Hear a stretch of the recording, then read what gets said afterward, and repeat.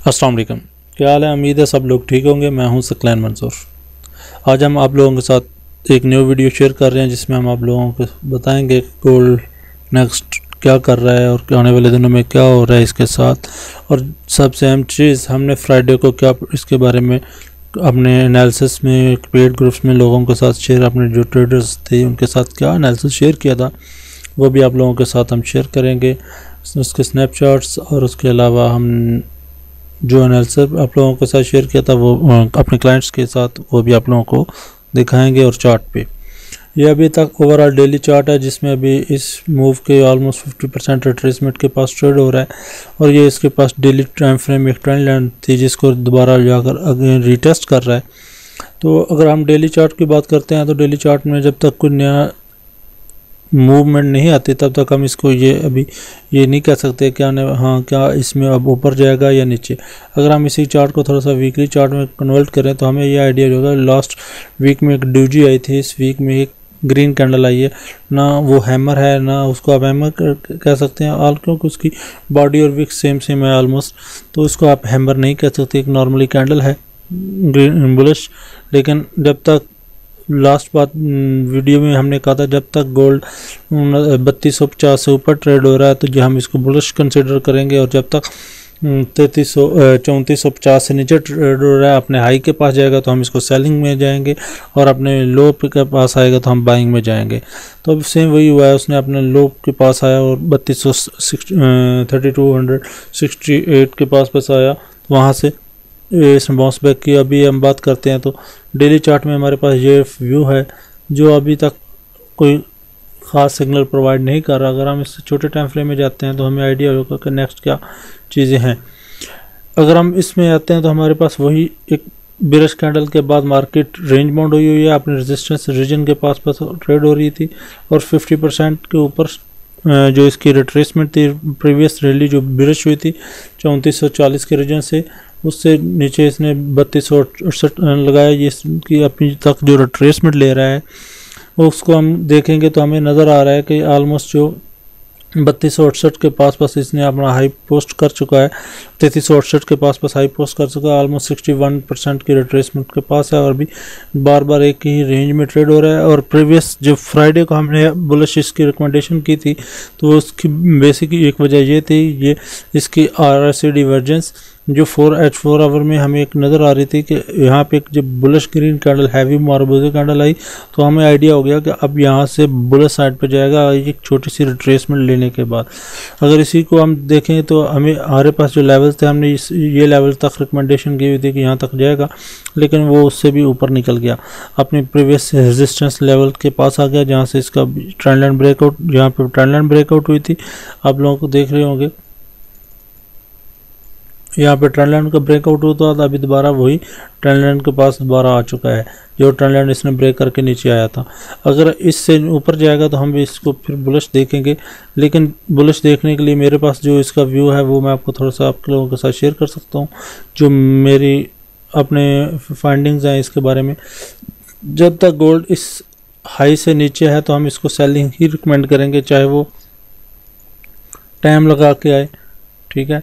जब इस हाई से ऊपर जाएगा तो फिर मैं इसको बुलिश रिकमेंड करूँगा, फिर ये दोबारा अपना नए हाई की तरफ जा सकता है। इसलिए जब तक इस हाई से नीचे है तो आप इसको कह सकते हैं कि अभी तक इसको बिरिश साइड पे मोमेंटम ज़्यादा मिलेगा। क्यों? इसकी प्रीवियस जो रैली है उसने अपना जो ये वाला लो था उससे नीचे ब्रेकआउट होने के बाद एक क्लोजिंग दी, फिर दोबारा उसी से रिटेस्ट होकर दोबारा ऊपर आया, तो अभी थोड़ा सा टाइम लगेगा मार्केट ऊपर जाने के लिए। अगर हम इससे छोटे टाइम फ्रेम में आते हैं तो जहाँ पे हमें ये हमारा स्ट्रक्चर वाइज था, जहाँ से हमने ये देखे थे ट्रायंगल थी, तो हमने इस लेवल पे अपना एनालिसिस पोस्ट किया था कि अभी ये दोबारा बुलिश में जाएगा। उसने यहाँ तक नीचे आया और ट्रायल लाइन को दोबारा रिटेस्ट किया, एक बुलिश एंगल्फिंग से कैंडल क्लोज हुई, जिसके बाद यहाँ पे 4 आवर की बुलिश एंगल्फिंग कैंडल आई थी। उसके बाद दोबारा नेक्स्ट 4 आवर में ये नीचे इसने रिटेस्टिंग की, रिटेस्टिंग करने के बाद दोबारा नेक्स्ट H1 में ये कंफर्मेशन आ गई कि अब ये इसके चांसेस अपसाइड है। यहाँ पे उसने रिजेक्शन लेगी, नीचे से सपोर्ट लेकर वापसी ट्रेंड लाइन आउट। उसके बाद आस्ता आस्ता मार्केट ने उससे पहले या जब इसने ये हाई ब्रेक किया उसके बाद नेक्स्ट चेक कैंडल आ चुकी तो आइडिया कंफर्मेशन हो चुकी थी। तो छोटे टाइम फ्रेम में इसी के कैंडल में कंफर्मेशन हो चुकी थी कि अब इसने ऊपर अपसाइड भी जाएगा। उसके बाद ये कैंडल आई तो चांसेस स्ट्रॉन्ग हो गए कि अब बुलिश साइड पे ज़्यादा जाने के चांसेस हैं। साथ में हमने ये एक रेजिस्टेंस जोन इसका क्रिएट किया हुआ था कि जब जैसे ही मार्केट इससे ऊपर निकलेगी तो बुलिश साइड पे मोमेंटम आएगा।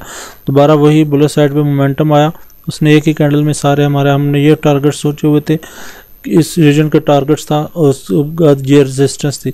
जो मेरा आई थिंक सो ये मैं सोच रहा था वो मैक्सिमम यहाँ तक आएगा, उसके बाद मार्केट एक दफ़ा रिट्रेस लेने जाएगी, लेकिन नहीं, उसने फर्स्ट वे में आते हुए सारे रेजिस्टेंस ब्रेक की और अपने मैक्सिमम हाई लेवल पे आकर उसने एक सपोर्ट जोन क्रिएट किया। सपोर्ट जोन क्रिएट करने के बाद मार्केट ने मूवमेंट काफ़ी देर यहाँ पे, उसके बाद लेट नाइट उसने ब्रेकआउट करने के बाद एक नया हाई पोस्ट किया। हाई पोस्ट करने के बाद मार्केट ने आई थिंक सो इस कैंडल में, हाँ इस कैंडल में मार्केट क्लोज हो गई थी। आज के दिन में नया हाई ये था, उसके बाद मार्केट अभी तक ब्रेक साइड पे। अगर इस व्यू को हम देखेंगे अगर आज के दिन में तो हमें नज़र आएगा कि मार्केट जहाँ से ओपन है उससे अभी तक ब्रेक साइड पे उसके पास वापसी जाती है अपनी ओपनिंग प्राइस से, तो उसको सेलिंग प्राइसेस फेस करना पड़ रहा है बार बार। यहाँ पे उसने एक दफ़ा ट्राई की वापसी आकर, उसके बाद दोबारा उसको सेलिंग प्रेशर, दोबारा सेम वही व्यू यहाँ पे आपको नज़र आ रहा होगा। अभी हम देखते हैं कि आज का सिनेरियो क्या है हमारे पास, और आज के व्यू में हमारे पास सिनेरियो जो नज़र आ रहा है वो ये एक ट्रेंड लाइन है। जब तक इस ट्रेंड लाइन से मार्केट ऊपर है तो हम इसको बुलिश साइड कंसीडर करेंगे। जैसे ही इस लाइन से नीचे उतरेगी तो छोटे टाइम फ्रेम में हमने एक ट्रेड रिकमेंड की हुई थी अपने पेड क्लाइंट्स के लिए। तो जब तक मार्केट इस एरिया से ऊपर है और सारी ये ट्रेंड लाइन है तो फिर ये ऐसे इसको ये सपोर्ट है, मैं इसको यहाँ तक दे सकता हूँ, यहाँ तक ये आएगी। उसके बाद हम बुलिश साइड पे निकलने के चांसेस ज़्यादा हैं। लेकिन जब फर्स्ट ऑफ ऑल ये ट्रेंड लाइन और ये एरिया ब्रेक होकर नीचे क्लोजिंग होनी चाहिए, H1 की M30 की इससे नीचे क्लोजिंग होगी, तो अदरवाइज़ आप उससे पहले जब भी आपको इस रीजन में मिले तो आप एक सेल जनरेट कर सकते हैं इसका स्टॉप लॉस देकर। तो ये बहुत बेहतर एरिया है, 62-63 का बहुत स्ट्रॉन्ग एरिया है, 60 से पास इसका स्ट्रॉन्ग रेजिस्टेंस जोन है जहाँ से आप सेल ले सकते हैं। अगर आप स्कैल्प पर हैं तो आप 64 का स्टॉप लॉस रख सकते हैं, वो मैं आपको दिखाऊंगा क्यों। अगर आप थोड़े से लॉन्ग होल्डर हैं जो इतनी बड़ी मूव लेना चाहता है तो उसको ये वाला स्टॉप लॉस बेहतर है। हम छोटे टाइम फ्रेम में आते हैं तो हमें नज़र आएगा M30 में अभी वही व्यू है। H1 M15 में हमारे पास ये व्यू नज़र आ रहा है, जो मेरे पास प्रीवियस ट्रेंड लाइन लगी हुई थी रात को वो ये थी। उसके बाद उसने ये ट्रेंड लाइन को ब्रेकआउट करने के बाद मार्केट को आस्ता आस्ता टाइम दिया और ये निकल गई ऊपर। उसके बाद अभी मार्केट जब मॉर्निंग में अपना नया हाई पोस्ट करने के बाद उसने उसी ट्रेंड लाइन को दोबारा आकर रिस्पेक्ट दी। रिस्पेक्ट देने के बाद वापसी नया एक बुलिश रैली क्रिएट की। उसके बाद हमने अभी थोड़ी देर पहले अपने पेड ग्रुप में इस जोन से मैं आपको स्नैपशॉट भी शेयर करूंगा। आई थिंक सो इस कैंडल से हमने सेलिंग रिकमेंड की हुई है अपने पेड ग्रुप में। उसके बाद ये देखें हमने ये सेल स्टॉप लॉस रिकमेंड किया हुआ है। उसके बाद ये ड्रॉप हुआ, उसके बाद दोबारा वापसी एक फर्स्ट टर्म टारगेट लिया, यहाँ से सेलिंग लेने के बाद फर्स्ट टर्म टारगेट ये अचीव हुआ। और यहाँ से अगर सेल रिकमेंड थी तो यहाँ पे भी हुआ, उसके बाद दोबारा यहाँ पे फिर सेल हुई, फिर उसके बाद दोबारा 3 दफ़ा ये हमारा टीपी ऑलमोस्ट 67 टारगेट्स भी ले चुका है। अगर ये ट्रेंड लाइन से नीचे उतरेगा तो हम इसको लॉन्ग वे में देखेंगे कि और नीचे जाएगा, अदरवाइज़ हमें इसको इतना नीचे अभी नहीं देख रहे। अभी रहा हमारा जो पेड ग्रुप्स का एनालिसिस है उसमें आप ये देखेंगे हमने 10:06 पे अपना ग्रुप में एनालिसिस शेयर किया था। Gold silver sell below 3361 stop loss scalping थी, कोई बड़ा ट्रेड नहीं हमने रिकमेंड की हुई थी। हमने इस जोन से सेल रिकमेंड की हुई थी, उस वक्त ये प्राइस चल रही थी सेल, और ये $3 का स्टॉप लॉस था, इतना बड़ा स्टॉप लॉस नहीं था। और साथ $6 का टीपी और साथ उससे नीचे $9 का $10 का टीपी। अगर हमारे तो ऑलमोस्ट दोनों ऑलमोस्ट नीचे वाला भी टीपी हिट हो चुका है।